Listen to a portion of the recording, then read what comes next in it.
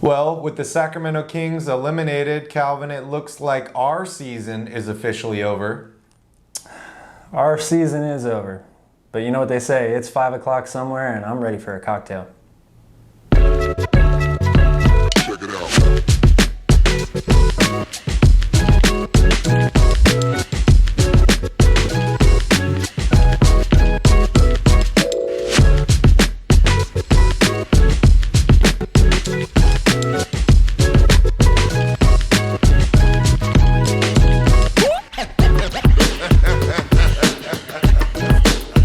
What's up, Kings fans? Welcome back to the Royal Report with Calvin and Barry, a Sacramento Kings sports talk show.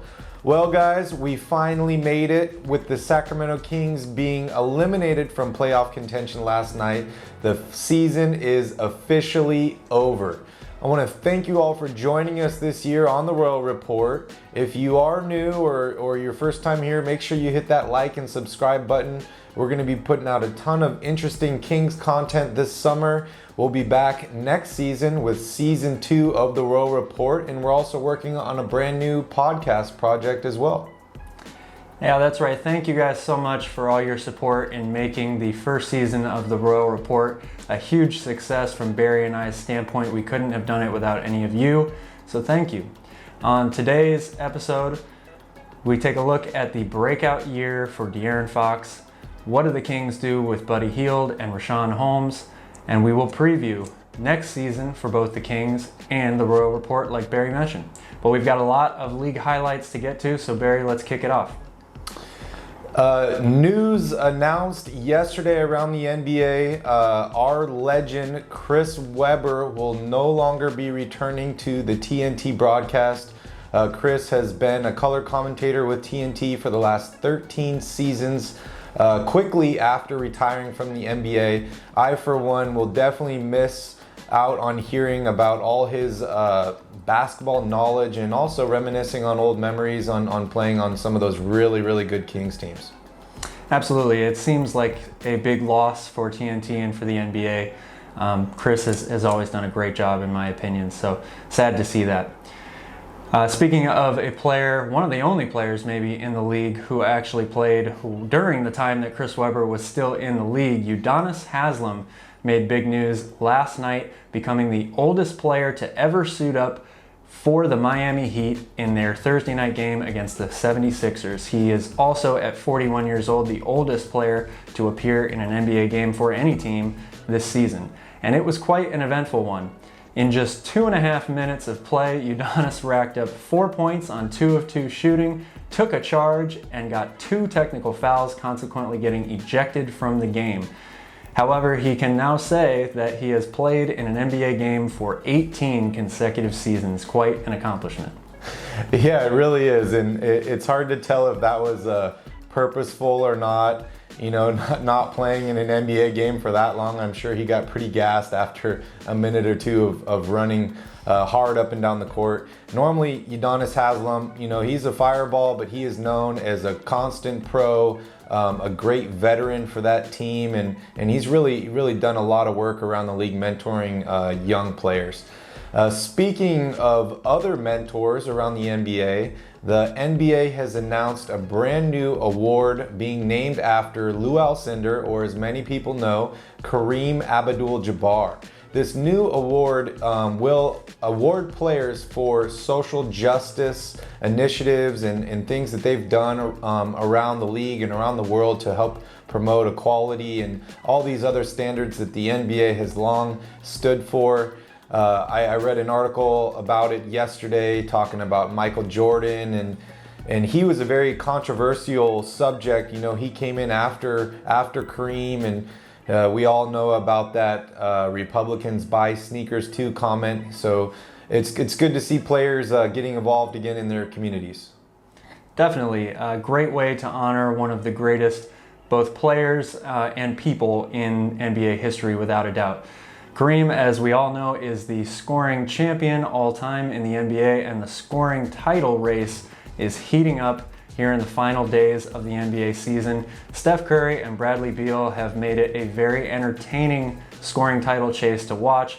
Unfortunately, Bradley Beal got hurt this week An MRI revealed a strained left hamstring, which has left him out of the last 2 games for the Wizards. He is going to be reevaluated today, but the Wizards only have 2 games remaining as they prepare for the play-in tournament.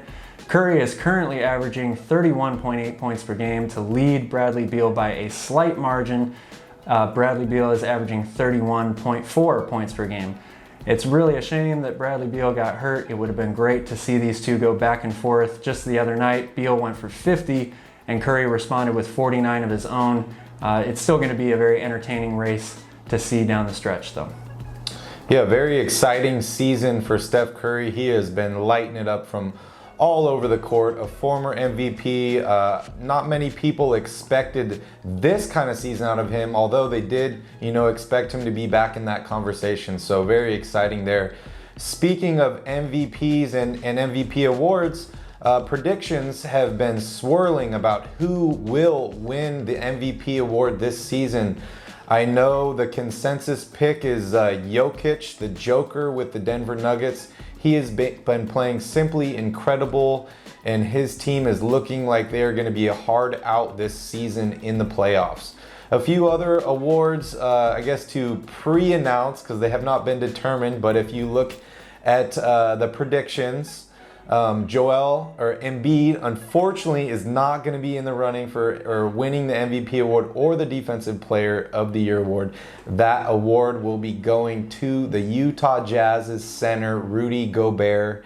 Looks like Jordan Clarkson's going to run away with that 6th Man of the Year award. And unfortunately for us Kings fans, Tyrese Haliburton is not the Rookie of the Year. It might end up with one of the Ball brothers. That's right. It looks like LaMelo returned just in time to maybe claim that Rookie of the Year award that he seemed to have a stranglehold on about midway through the season. As we end the season and move into the playoffs, there are going to be some old but familiar faces back in the postseason this year. 3 teams making the playoffs for the first time in a long time. The New York Knicks, Atlanta Hawks, and Phoenix Suns have all clinched playoff berths and have all spent a long time out of the postseason prior to this year. The Knicks, the once proud franchise of the 1990s, have only made the postseason 5 times since the 2000-2001 season and have only won 1 playoff series in that time span as well. The Atlanta Hawks are back in the postseason for the first time since the 2016-2017 season, and they have only won 1 playoff series since the 2015-2016 season. Finally, the Phoenix Suns are back in the postseason for the first time since the 2009-2010 season and have only won 1 playoff series since 2007 and 2008. It appears that at least one of these teams will have a very good chance to move on to the second round of the NBA playoffs after breaking a very long playoff drought. And of course, we hope that next year is the year the Kings break through to break that playoff drought, which has now been extended to a dismal 15 seasons. And on that note, we're going to take a break. When we come back, we will take a look at the year in review for the Sacramento Kings and start off with your Sacramento Kings Weekcap. We'll be right back. Shot clock down to 10 for DeLon Wright. Oh, nice. Spin move against Pokusevski. Blocked it. Oh, man. Welcome back, everyone. In typical Sacramento Kings fashion, it was another up and down week here for our Sacramento Kings. They went 2-2 this week, winning both their contests against the Oklahoma City Thunder. However, they failed to win the games that they ultimately needed most, starting with the game against San Antonio and ending with last night's game against Memphis. It was an unfortunate end to the Memphis game, even though we have to keep in mind the Kings were severely shorthanded for all of these games. But they did let a 10-0 run slip away their lead in the 4th quarter against the Grizzlies late. However, there were some positive performances this week from Sacramento. They got some big production out of Terrence Davis, who averaged over 21 points per game in the 4 games this week. And Justin James came out of nowhere last night with a career-high 31 points. He was absolutely on fire and almost single-handedly kept the Kings in the game late. Yeah, and let's not forget here, no De'Aaron Fox this week, no Tyrese Haliburton this week, and no Harrison Barnes. That's 54 points collectively from those three guys, all missing out of the lineup. So a huge deficit for the Kings. Unfortunately, Marvin Bagley got injured in game 2 this week and missed games 3 and 4. I know Marvin had been huge last week and had been really helping this team. So unfortunately, another setback from him. But as you mentioned, big performances by the Kings, by some of the Kings players this week. I know everybody was watching the game on Friday night against the Spurs, and that seemed to be the biggest game of the season and a win or go home game. Unfortunately, the Kings lost that game. However, they still technically were alive. And by winning 2 more games after that and a little bit of hope from the Spurs losing some games, the Kings seemingly had a path, a very delicate one at that, but they did have a path to that play-in tournament. Unfortunately, until they lost that game last night, eliminating themselves from the playoffs. Some big performances this week by the team as a whole. That first game against the Thunder, eight Kings in double figures. As you mentioned, Justin James had a ridiculous game last night. Some big performances by Terrence Davis and DeLon Wright. The Kings tried their hardest. They just simply couldn't do it. One thing that really stood out to me about that Spurs game is, we had talked about all year long about the Kings having trouble guarding the 3 ball and guarding guys from behind the 3-point line. In that Spurs game, the Spurs were 4 of 22 from 3 in that game. They shot absolutely horrendous, and the Kings still let that game slip away. So, as much adjustments as Coach Walton and some of the coaching staff made, you still have to score the ball on offense, and you still got to play your game. And unfortunately, the Kings, they lost it this week. Yeah, we're not going to sugarcoat anything. If you're a Kings fan, you obviously have to feel disappointed, not just about this week, but about the way the entire season went for Sacramento. I think we can all say that they underachieved as a team. However, though, these last couple of weeks, you mentioned it, all the players that they were missing, and not just players, their best players, guys they have really, really relied on all year long, who have had career seasons and breakout performances. And they still found a way to somehow, they've won 6 of their last 8. They kept it interesting, they kept fighting, they put forth a lot of effort. And I think that's something that this team should be very proud of, regardless of the fact that they did not end up making the postseason tournament moving forward. It's a lot of anguish and pain if you're a Sacramento Kings fan going into yet another off season without being in the playoffs. But these Kings, the new group, they really came together at the end there. They put forth a great effort. They gave it everything they had. And I think that they could hopefully build on that momentum going into next season. Yeah, totally agree. We're going to take a quick break and we'll be right back to dive into your season review. Buddy, tall game! Oh, man! Buddy Hield from way up top. Wanna try me? Then step up to my team. Yeah, out of the way. Yeah, out of the way. Yeah, out of the way. All right, we're back here. We're diving into your Sacramento Kings 2021 season review. I know we mentioned in the last topic, unfortunately, the Kings' loss on Thursday night eliminated them from playoff contention and extended their playoff drought to 15 seasons. Calvin, that is almost half of our lives. It's close. Tell me how you feel about the season. I feel, I'm searching for the right word. I feel incomplete, I guess, is the way to describe it. This team showed so much promise early on. The ups and downs we've chronicled throughout the season on this show. Back on Super Bowl Sunday, the Kings beat the LA Clippers in LA, and it was at that moment that I was ready to qualify them as a serious contending playoff team, not just for this year, but for the foreseeable future. I felt that they had really turned the corner and that they weren't gonna just let things slip away anymore. They proceeded to go on a 9-game losing streak shortly after that, and I ended up being very wrong about it. I still think there are a lot of positive things to take away from the Kings' performance this year.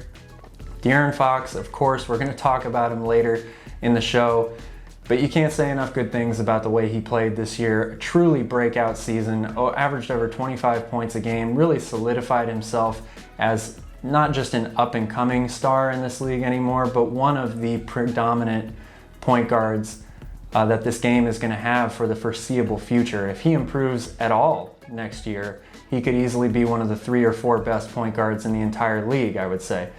So that has to be something that the Kings are extremely happy about after giving him a max contract.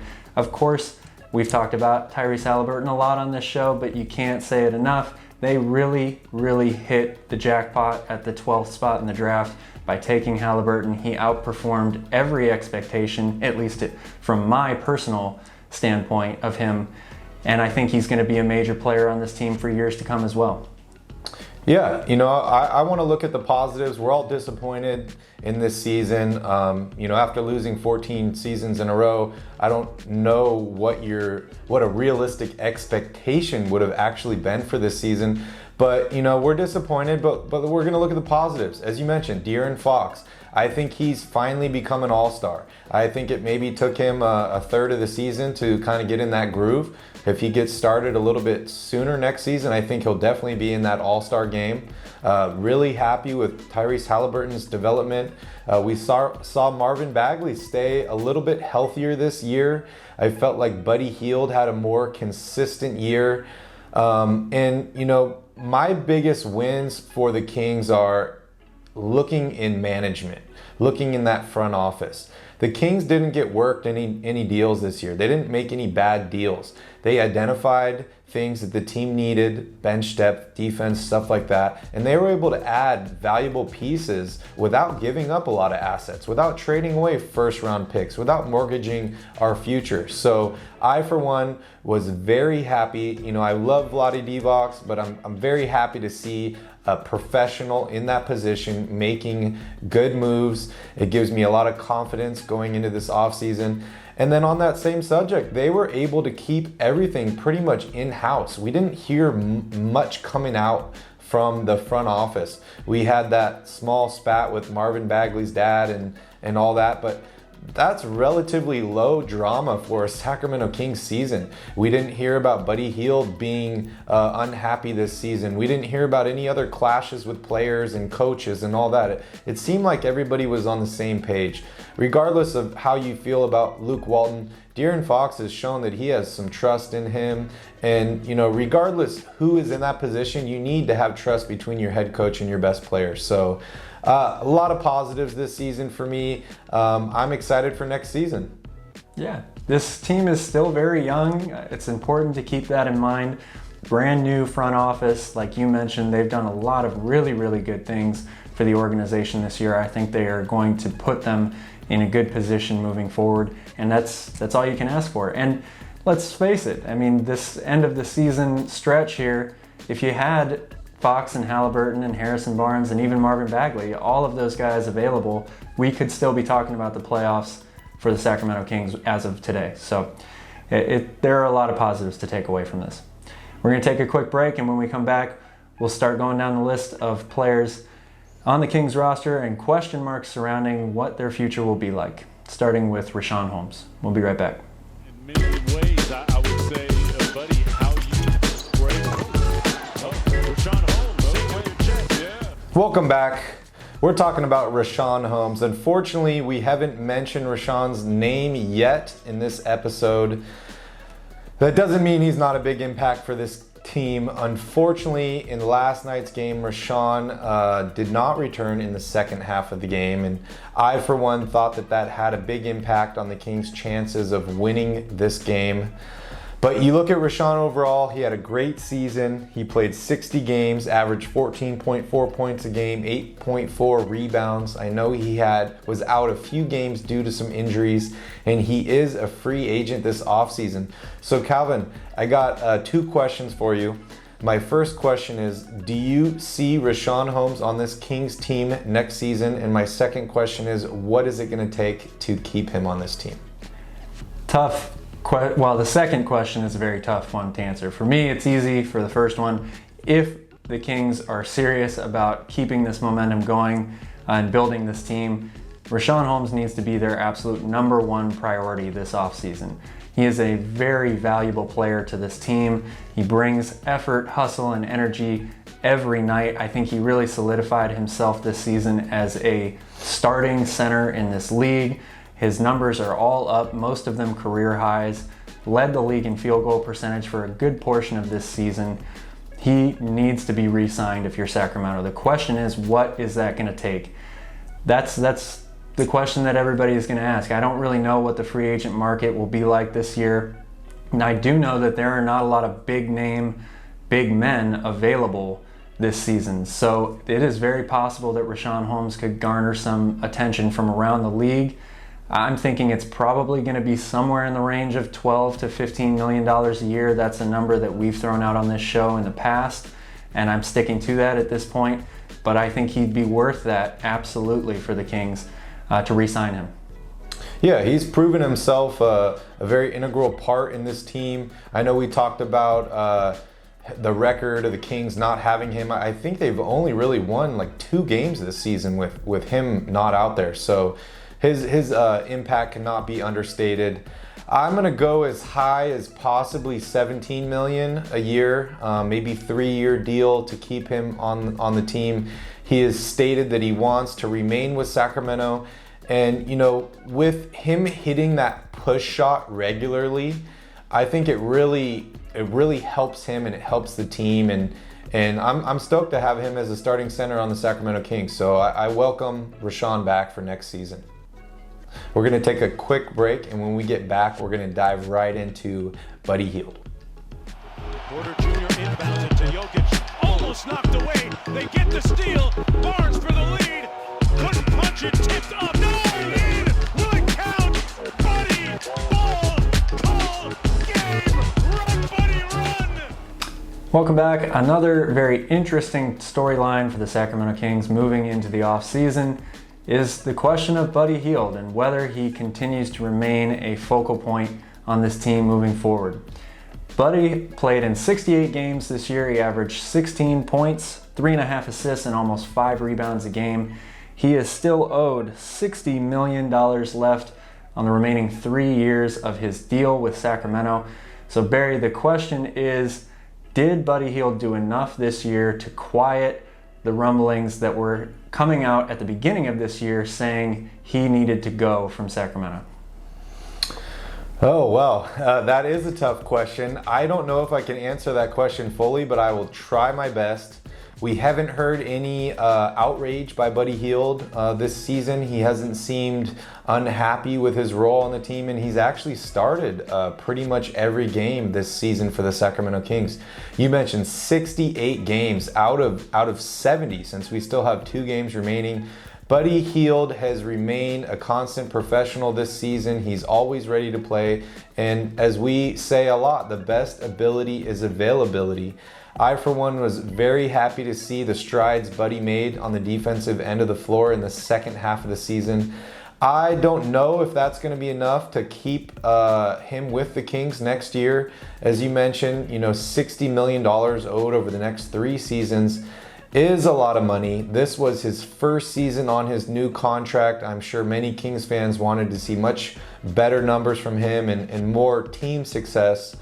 But I think it ultimately is going to come down to what are the options with him? Are they going to get a good deal or something, you know, valuable in return for Buddy Hield? I don't think that this front office is just into making deals to make deals. I think that maybe some of our past front offices have fallen into that trap, but I don't think they're going to make a deal unless it's worth it and it makes sense for the Kings. So unless they get something worth value, maybe a young player and a pick or somebody that they just feel fits this system and maybe this timeline of their young core a little bit better, I could see them potentially moving him. But ultimately, unless they're blown away, I think Buddy Hield will most likely be on this team next season. Yeah, I think you hit the nail on the head when you said, what are the options available for him? That, to me, is the ultimate question mark. I think Buddy Hield is probably the biggest question mark or storyline for Sacramento this season, but I think it's something that the Kings really need to take a look at. And the reason I say that is because you've got Tyrese Haliburton, who really emerged this year in his rookie season. He started in the past. He played a lot with De'Aaron Fox on the court at the same time. And now that you've gotten the additions of DeLon Wright and Terrence Davis, who really came on strong here at the end of the season and is a better defender already than Buddy Hield is that enough to make you think, okay, we can really shop Buddy Hield now and see what we can get for him? I agree with you. I think that they're not going to make a deal just to make a deal. But I think the fact that they have these other guys now on the roster is more of a reason to at least explore the idea of seeing what you can get for a guy like Buddy Hield. And the fact that he played pretty well to end the season as well might end up improving his draft stock as well. There are always teams that are going to be out there looking for shooting. We saw that in this offseason with Philadelphia, and there's always going to be a team that's out there wanting another shooter to add. Maybe it's the Lakers or some team like that, so a contending team. So it'll be really interesting to see. But ultimately, I agree with you. I do think that at the start of next season, Buddy Hield will be on the Sacramento Kings roster. We'll take another break, and when we come back, we'll talk about our all-star, our future all-star, De'Aaron Fox. Shot clock. Sabonis switches onto Fox, has a mismatch. Fox going to try and go to work with the... In 58 games of action this season, De'Aaron Fox has shown the world that he is an all-star caliber player, averaging 25 points per game and 7 assists, running up and down the court faster than everyone else, and making highlight plays that are just meant to be on SportsCenter's top 10. De'Aaron Fox is quickly becoming a household name, and very exciting for many Kings fans seeing his progression. Just a few weeks ago, unfortunately, it was announced that De'Aaron Fox would be out for 10 to 14 days due to COVID protocols. It was not revealed at the time that he was actually sick with COVID-19, but many just thought that maybe he was a close contact or it was a precautionary method. But the Kings didn't really release much information on it. Then last week, on Friday, it was revealed that he has cleared protocols and he was able to return to the team, and mysteriously we did not see him in a single game this week until it finally came out that he in fact did have COVID-19 and was suffering from some severe symptoms. Yeah, very unfortunate that the season had to end the way that it did for De'Aaron Fox.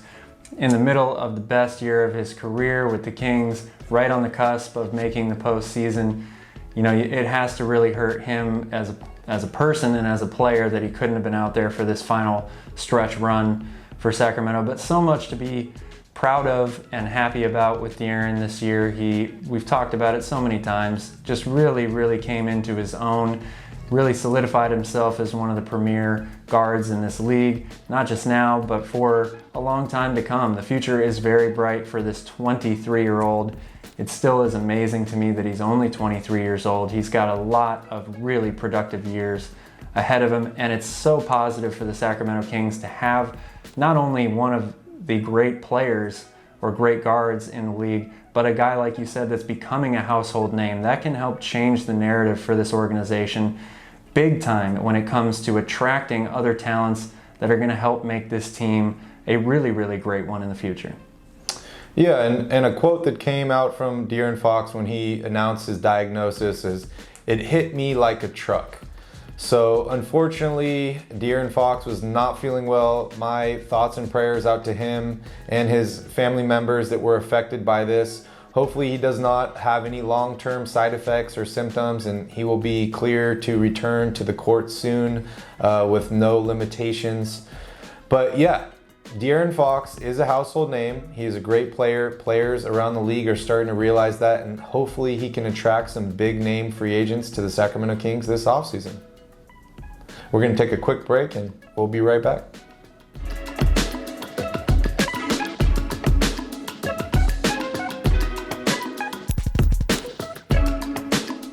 Welcome back. Now that the Kings have officially been eliminated from playoff contention, it is time once again to turn our attention to the offseason. Of course, there still are 2 games left for the Kings in the regular season this year, but we begin to look ahead at some important dates coming up this offseason. The first mark on that calendar is, of course, the draft lottery, which will take place on June 22nd at 8:30 p.m. Eastern Time. Barry, the Kings are in the lottery yet again. Here we go. That they are, and they are currently slated at the number 10 pick. It could change. Hopefully they do not get leapfrogged and move to 11 or 12. However, we have seen as far as last year that the Kings can get value at that later pick, so not to worry there, but make sure you tune in to that draft lottery on the 22nd. We should get some more information. We'll figure out where the Kings are drafting. We'll get a little bit more insight into some of these younger players. Calvin and I will be doing a draft special this summer, breaking down potential picks for the Sacramento Kings and what we believe could help propel them to the playoffs next season. But if you have any insights on that pick, go ahead and let us know down below in the comments whether you think the Kings will keep the pick, trade the pick, what pick you think it will be, and what player you might be interested in drafting. Yeah, and if you also have any particular player or number of players in college that are going to be in this draft that you would like us to scout in particular, let us know in the comments as well, and we would be happy to get a full report on them for you. We're going to take another break, and we will come right back with our final edition of Cowbell Questions for the 2020-2021 season. Guess what? I got a fever. And the only prescription is more cowbell. One final ring of the bell for this season. It is our last installment for this year of Cowbell Questions. In all seriousness, though, thank you guys so much for all of your submissions this year. It's been one of my personal favorite parts of the show. It allows us to get a great insight as to what you guys are thinking of our Sacramento Kings and what you'd like to hear from us on the show, which is what this is all about. We love the support from you. Thank you so much. And please continue to submit your questions in the future. You know how to do it. Hashtag it Cowbell Questions in the comment screen below this video. Without further ado, one question this week. So let's get right to it with the question from our announcer. Does Kyle Guy have a place on the Kings roster? Predict his NBA future. Well, thank you, Luke, over there for your question. You've been very active in Cowbell Questions this season, and we really appreciate all your support, you watching the show and you interacting with us. So we'll jump right here into your question about Kyle Guy. I don't know if I have a complete answer for this question. However, I did see some big plays by Kyle Guy in that Spurs game. Unfortunately, the Kings were unable to pull it out there at the end.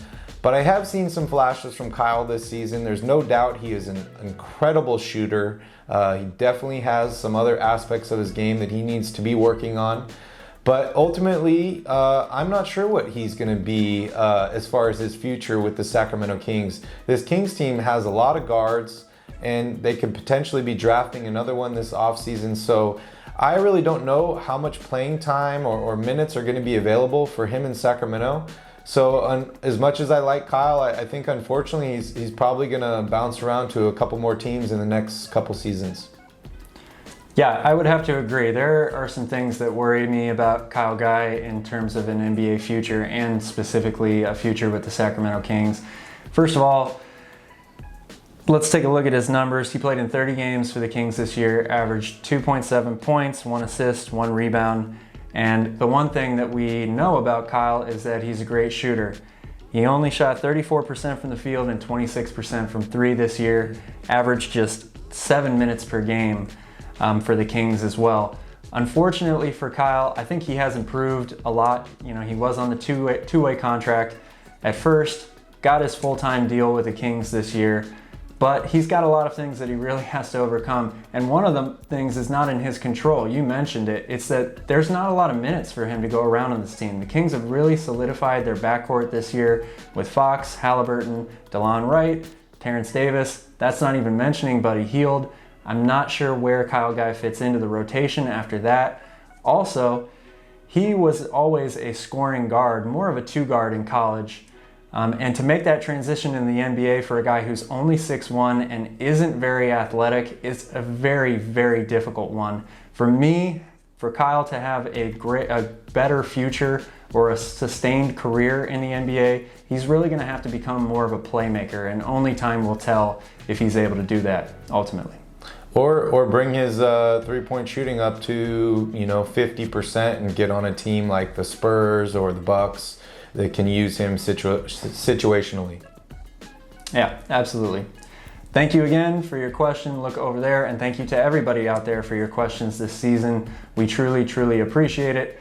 When we come back, it's our final wrap-up for the year. We'll take a look at what to expect from the Sacramento Kings and from Royal Rebounds next season.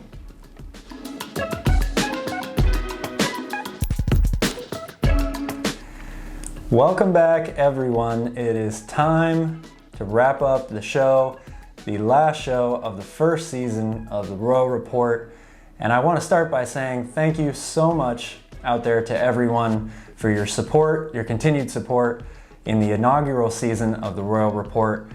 The comments, the likes, the follows on Instagram, subscribing to the channel, cowbell questions, submissions, and of course, most importantly, the time you took to watch the show truly mean the world to Barry and I. It allows us to keep doing what we love, which is talking about basketball and sharing it with the rest of you.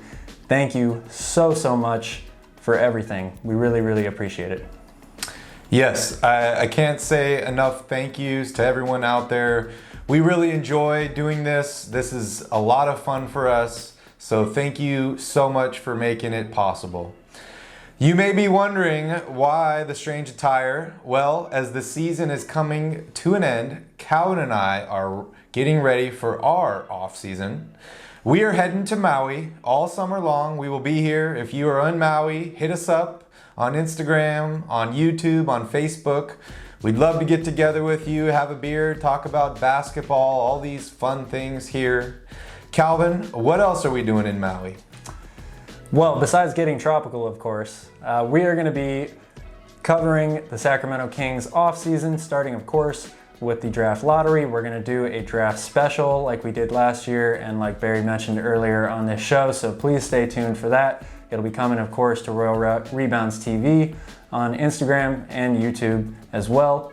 We're also going to be putting together a workout schedule this season. The offseason, of course, is where you get better as a basketball player. I'm going to be doing my own workout series, which we'll also be putting up on YouTube and clips on Instagram as well. It's going to feature a variety of different things. Anybody who's out there and wants to work on their game, get better as a basketball player, we'll cover everything from dribbling, ball handling, shooting, passing, and defensive drills, stuff that you can do by yourself, stuff that you can do with a couple other people.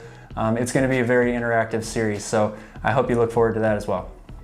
And my favorite thing we're going to be doing this offseason is fun things in a Kings jersey. Make sure you guys stay tuned for that. Calvin and I are going to be jumping off waterfalls. We're going to be jumping off cliffs our moms tell us not to. We're going to be doing all sorts of fun things, wearing Kings jerseys, supporting our Sacramento Kings. So make sure you all stay tuned for that. Absolutely. Thank you again, everyone. We look forward to bigger and better things from Royal Rebounds and from the Sacramento Kings next season. And my prediction, the Sacramento Kings will make the playoffs next season. Aloha, thank you guys, and we'll see you all soon. Go Kings! Go Kings. Thanks, guys.